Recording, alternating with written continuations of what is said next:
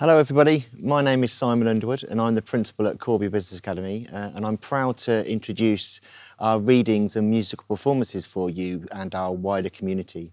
I really hope you enjoy our excellent students and the talents that they show, as well as some very talented staff who have supported them all the way through this. I don't want to take up too much of your time, and you'll be pleased to hear that I won't be singing because that really wouldn't be a nice thing to introduce you to. But I do hope you enjoy this performance, and like I said, we're really looking forward to contributing towards the wider community within Northamptonshire. Okay, over to our students and our staff. I hope you enjoy. Bye-bye. The Very Hungry Caterpillar by Eric Carle. In the light of the moon, a little egg lays on a leaf. One Sunday morning, the warm sun came up, and pop, out the egg came a tiny and very hungry caterpillar. He started to look for some food. On Monday, he ate through one apple, but he was still hungry. On Tuesday, he ate through 2 pears, but he was still hungry. On Wednesday, he ate through 3 plums, but he was still hungry. On Thursday, he ate through 4 strawberries, but he was still hungry. On Friday, he ate through 5 oranges, but he was still hungry. On Saturday, he ate through 1 piece of chocolate cake, 1 ice cream cone, 1 slice of Swiss cheese, 1 slice of salami. That night he had a stomachache. 1 lollipop, 1 piece of cherry pie, 1 sausage, 1 cupcake, and 1 slice of watermelon. That night he had a stomachache. The next day was Sunday again. The caterpillar ate through 1 nice green leaf, and after that he felt much better. He built a small house called a cocoon around himself. He laid inside for more than 2 weeks. Then he nibbled a hole in the cocoon, pushed his way out. He was a beautiful butterfly.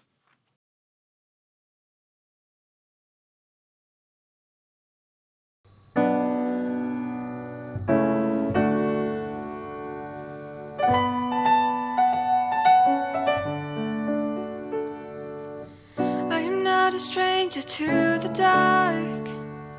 Hide away, they say. We don't want your broken parts. I've learned to be ashamed of all my scars.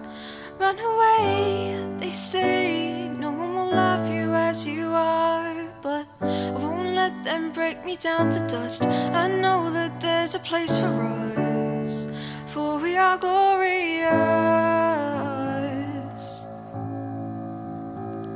When the sharpest words wanna cut me down, I'm gonna send a flood, I'm gonna drown them out.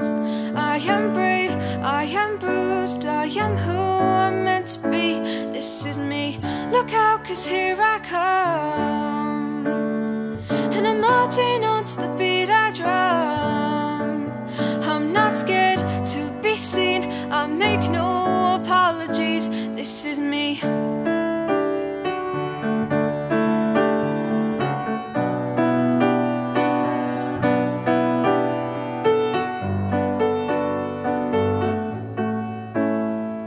Another round of bullets hits my skin. We'll fire away, 'cause today I won't let the shame sink in. We are bursting through the barricades and reaching for the sun. Yeah, that's what we've become. I won't let them break me down to dust. I know that there's a place for us, for we are glorious. When the sharpest words wanna cut me down, I'm gonna send a flood, I'm gonna drown them out. I am brave, I am bruised, I am who I'm meant to be. This is me, look out, 'cause here I come. And I'm marching on to the beat I drum. I'm not scared to be seen, I make no apologies. This is me.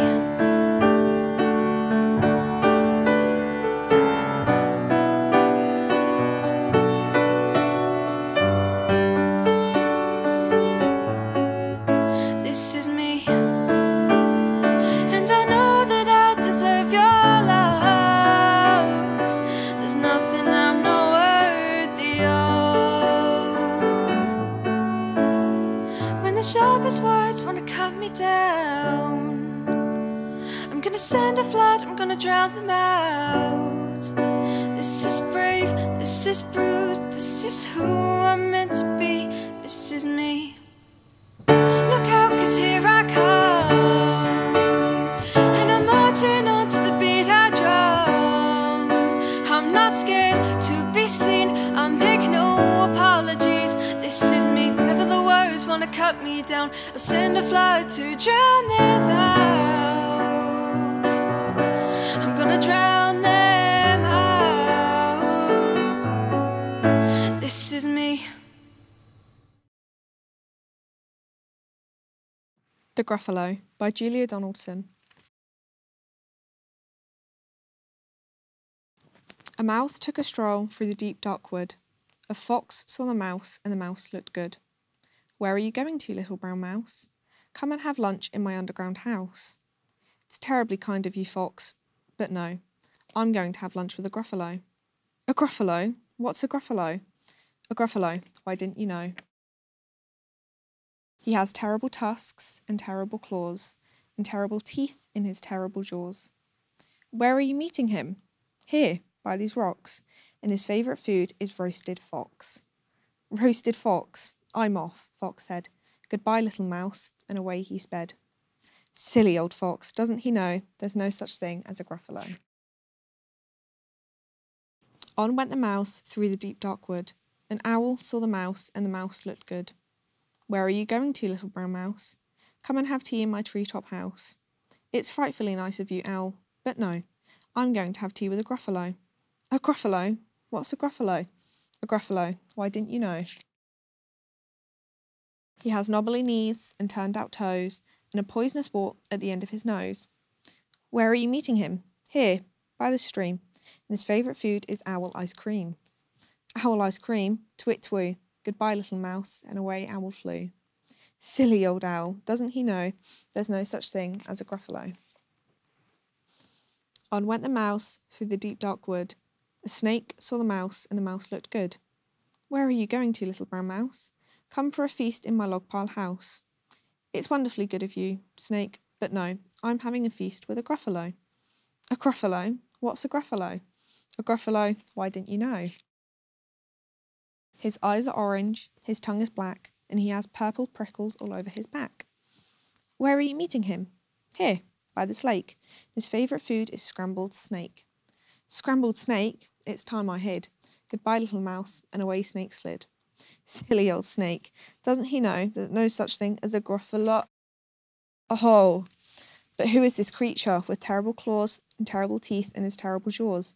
He has knobbly knees and turned out toes, and a poisonous wart at the end of his nose. His eyes are orange, his tongue is black. He has purple prickles over his back. Oh, help. Oh, no. It's a Gruffalo. My favourite food, the Gruffalo said.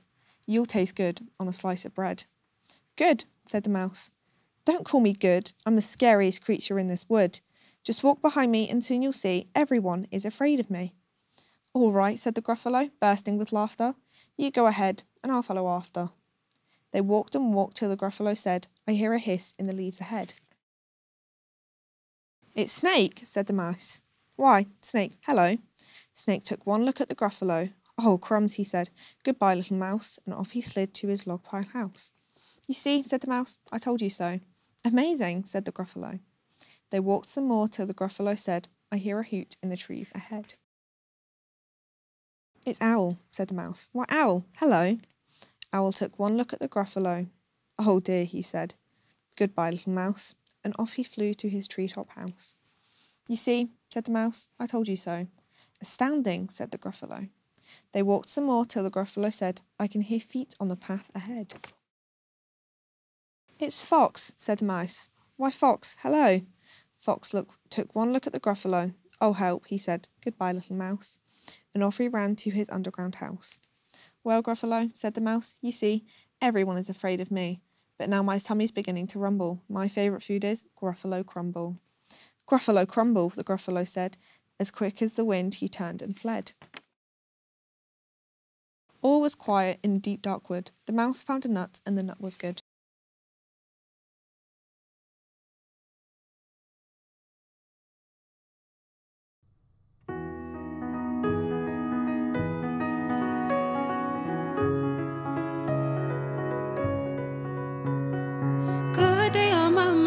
safe to take a step out. Get some air now, let your edge out. To some nice book, you'll be heavy on my mind. Can you get the heck out? I need rest now, got me bummed out. You, baby, baby, babe. Heavy on my empty mind. I try to keep from losing the rest of me. Still worry that I wasted the best of me on you, babe. You don't care. Say no, trying to be in no sense. This is urgent. Trying to make sense of this change. Got me a war in my mind. Gotta let go away and keep what's holding me. Choose to watch while the world break up and follow me. All the while, I'll await my armored fate with a smile. Still wanna try, still believe in good days, yeah. Always inside, good days living in my mind. Tell me, are my fears, my limitations have disappeared if you let me. Feeling like Jericho, feel like dropping elastic. Gotta hold my own, gotta pass the very long night. Ooh, way to kill the mood. Know you like that itch, come through it, baby, heavy on mine. I try to keep from losing the rest of me. Still worry that I wasted the best of me on you, babe. You don't care. Say no, trying to be a nuisance. It's just urgent. Trying to make sense of loose change. Got me a war in my mind. Gotta let go away and keep what's holding me. Choose to watch while the world break up and follow me. All the while, I'll await my armored fate with a smile. Still wanna try, still believe in good days, yeah. Always inside, good days living in my mind.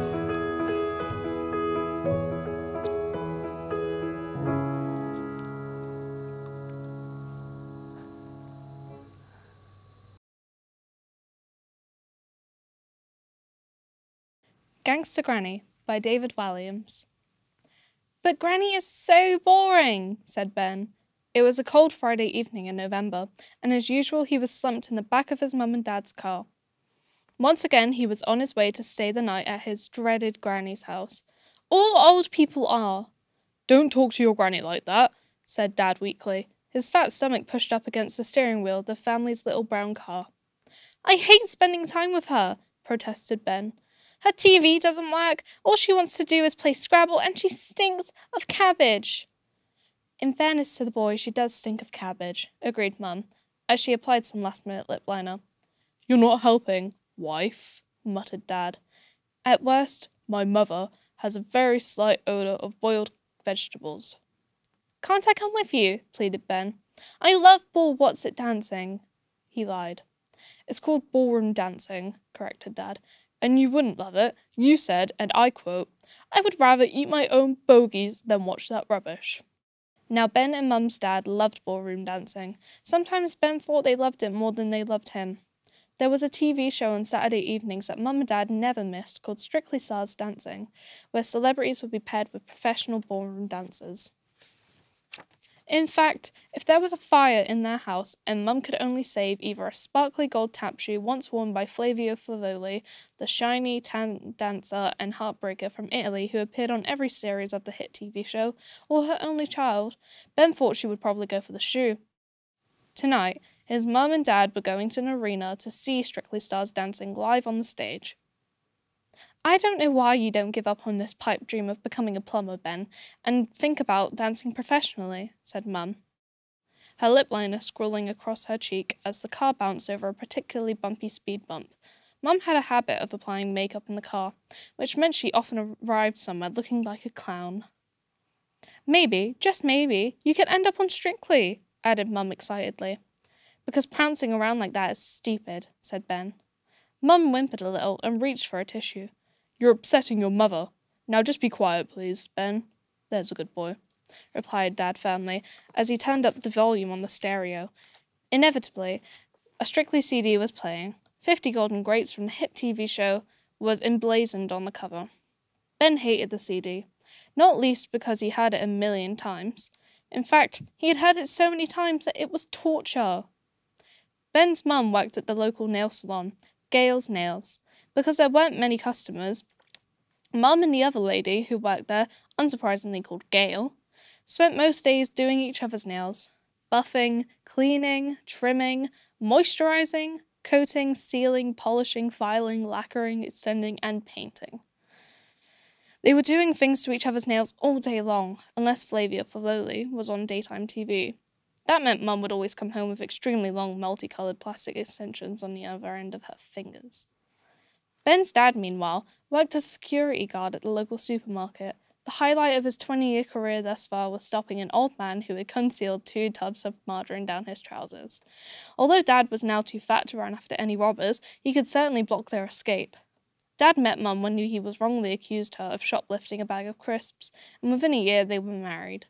The car swung around the corner into Grey Close, where Granny's bungalow squatted. It was one of a whole row of sad little homes, mainly inhabited by old people. The car came to a halt, and Ben slowly turned his head towards the bungalow. Looking expectantly out of the living room window was Granny. Waiting, waiting, waiting. She was always waiting by the window for him to arrive.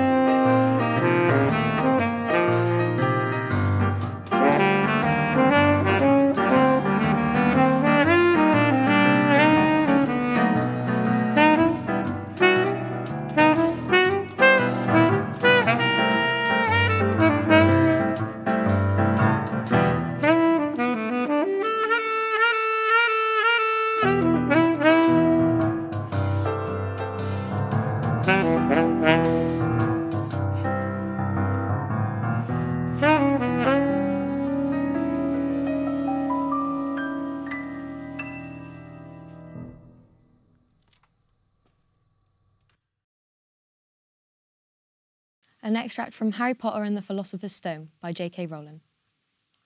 "Welcome," said Hagrid, "to Diagon Alley." He grinned at Harry's amazement. They stepped through the archway. Harry looked quickly over his shoulder and saw the archway shrink instantly back into solid wall. The sun shone brightly on a stack of cauldrons outside the nearest shop. Cauldrons, all sizes. Copper, brass, pewter, silver, self-stirring, collapsible, said a sign hanging over them. "Yeah, you'll be needing one," said Hagrid, "but we gotta get your money first." Harry wished he had about 8 more eyes. He turned his head in every direction as they walked up the street, trying to look at everything at once. The shops, the things outside them, the people doing their shopping. A plump woman outside an apothecary was shaking her head as she passed, saying, "Dragon liver, 16 sickles an ounce? They're mad." A low, soft hooting came from a dark shop with a sign saying Elop's Owl Emporium. Tawny, screech, barn, brown and snowy. Several boys of about Harry's age had their noses pressed against a window with broomsticks in it. "Look," Harry heard one of them say, "the new Nimbus 2000, fastest ever." There were shops selling robes, shops selling telescopes and strange silver instruments Harry had never seen before, windows stacked with barrels of bat spleens and eel's eyes, tottering piles of spell books, quills and rolls of parchment, potion bottles, globes of the moon. "Gringotts," said Hagrid. They had reached a snowy white building, which towered over the other little shops. Standing beside its burnished bronze doors wearing a uniform of scarlet and gold was, "Yeah, that's a goblin," said Hagrid quietly, as they walked up the white stone steps towards him. The goblin was about a head shorter than Harry. He had a swarthy, clever face, a pointed beard, and, Harry noticed, very long fingers and feet. He bowed as they walked inside. Now they were facing a second pair of doors, silver this time, with words engraved upon them. "Enter, stranger, but take heed of what awaits the sin of greed. For those who take but do not earn must pay most dearly in their turn. So if you seek beneath our floors a treasure that was never yours, thief, you have been warned, beware of finding more than treasure there." "Like I said, you'd be mad to try and rob it," said Hagrid.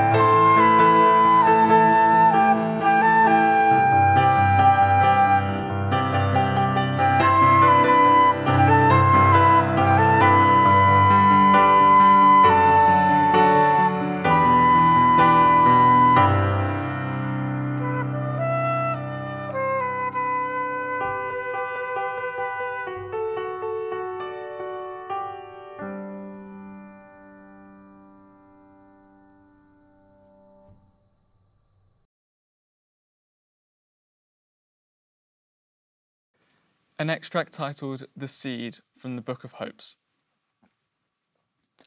I have a garden. A very small garden that fits on my windowsill. Marnie, that's my grandma, turned up one day with a long plastic trough. She barged past Mum and plonked it on my windowsill. Then she threw me an envelope and waggled her finger at me. "Plant them," she said. And she barged her way out again, leaving me with a wink and the smell of her vanilla hand cream. Mum rolled her eyes and left me to it. I shook the envelope and heard a gentle shushing sound. Peeling it open and peering in, I found a cluster of tiny seeds. I tipped them out of the packet and rolled them around in my palm. I wondered what they were. Only one way to find out. I pressed my thumb into the soil in the trough, pinched a seed between finger and muddy thumb, and gently dropped it in. Then tucked the soil around it like Mum tucked me into bed. 15 little seeds tucked into 15 little beds. Moonlight bathed them, sunshine warmed them, tip-tapping rain trickled over them, and I watched and waited.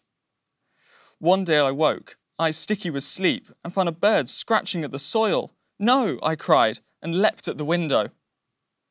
But it was too late. The row of beds lay untucked, only one seed still safe and snug.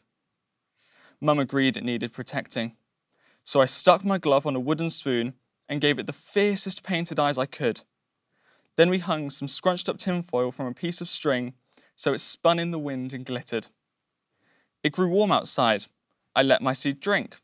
I kept watch, and the seed began to grow. Very, very slowly. Why do things have to grow so slowly? I had other things to do. I couldn't sit there all day, but I still watched out of the corner of my eye and whispered to my seed before Mum tucked me in. Day by day, the tiny shoot grew, taller and taller. It grew leaves that unfurled like upturned hands, ready to catch the rain. And then one morning, I woke to find a bud on the stem. But not really a bud at all, because buds are round or pointy, and this had corners and leaves of its own. This bud was a book, a tiny, perfect book, already ripe for the picking. So I did. I picked it like I picked strawberries from the farm we visited. It lay in my hand, whispering back to me, until I opened it and started to read the tiny words that rushed out and flew me away with them. Every day I picked another book, and stories bloomed around me. One day I'm going to plant a forest and grow books as far as I can see.